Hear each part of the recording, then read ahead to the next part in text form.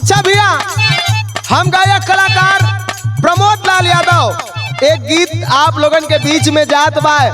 हमारे बड़े भैया, हमारे सुख दुख के साथी, हमारे गार्जियन, जिनसे हमें बचपन से ही बहुत प्यार दुलार आशीर्वाद मिला है। शानदार प्रधान एवं शानदार जिला पंचायत सदस्य,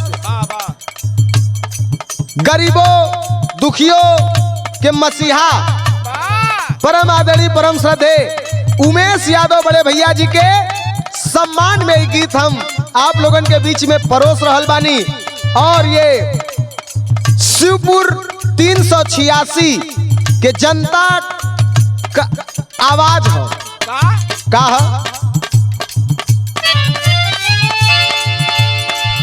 अरे ये कहीं आवाज शिवपुर में चहुओर हो गई।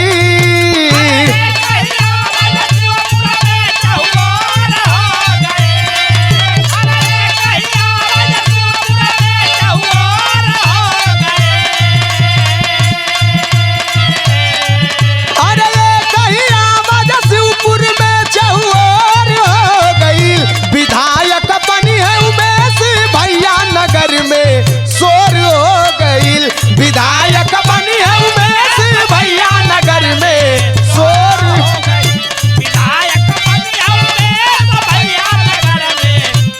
हो गए।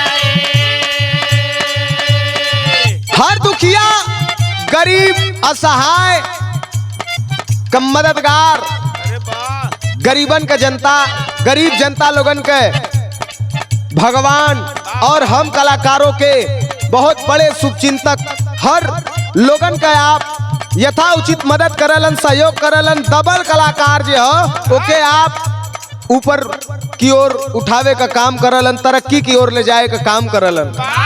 जनता का आवाज हो का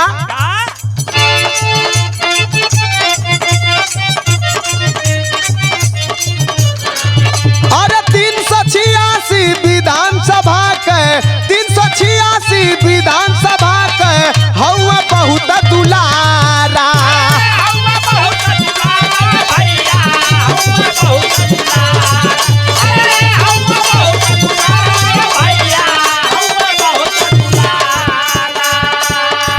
अरे माई बाबू बाबू माई माई बाबू भैया बहन के उमेश हवा प्यारा।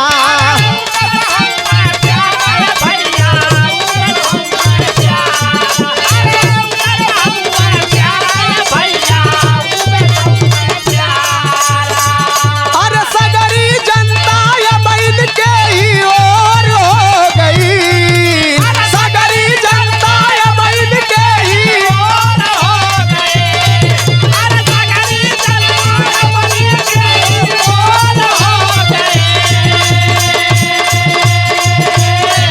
अरे सगरी जनता या बहन के ही ओर हो गई। विधायक बनी है उमेश भैया नगर में शोर हो गई, विधायक बनी है उमेश भैया नगर में शोर हो गई। विधायक बनी है उमेश भैया नगर में शोर हो गए। चाहे केहू हो, लड़का हो, जवान हो, बुढ़वा हो, चाहे माई हो चाहे बहन हो, सबकर सम्मान करलन, सबकर चहेता हुवन, सबकर दुलारा हुवन। काहे कि सुख हो या दुख हो, हर चीज में बढ़ चढ़ के हिस्सा लेवलन, सबसे आगे रहे का काम करलन। किसी को गैर, किसी को बेगाना नहीं समझते हैं, आपन मान के चलेलन। तब कहे के हो का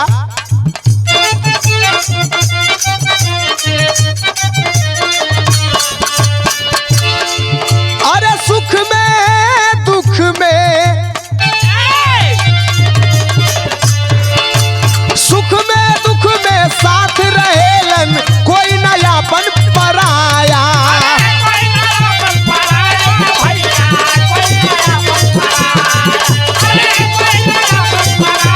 भैया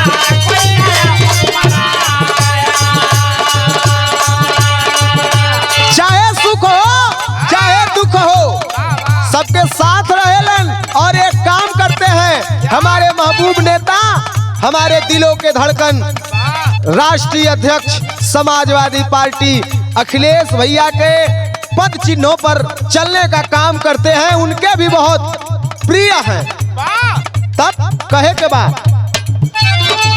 अरे सुख में दुख में साथ रहेलन, कोई नयापन पराया बा।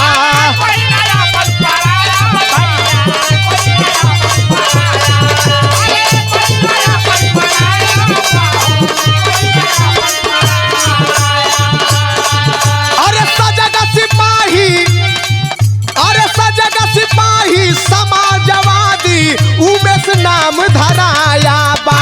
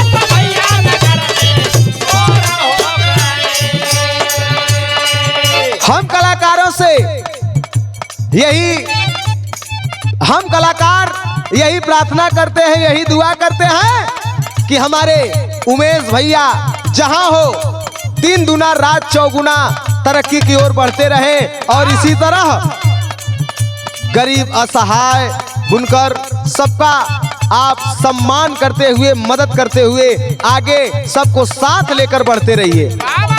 कहे के बाद, अरे यूपी के होसान भैया,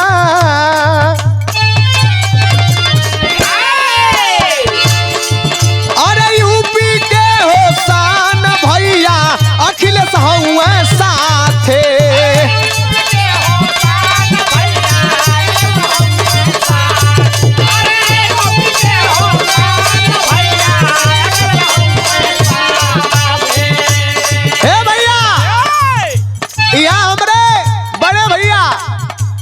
राष्ट्रीय कुश्ती के खिलाड़ी, गया से अखाड़े के पहलवान हमारे बड़े भैया सतीश पहलवान बड़ा बढ़िया लाइन लिख देलन। जितना गहराई में जाए के लिखत बनल उतना गहराई में जाए के लिखलन, बड़ा प्यारा लाइन लिखलन। का लिखलन? अरे यूपी के होसान भैया अखिलेश हुए साथे।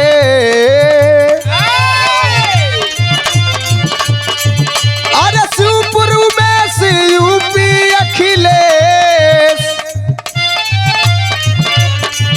अरे शिवपुर में से यूपी अखिलेश शहर बनाई माथे।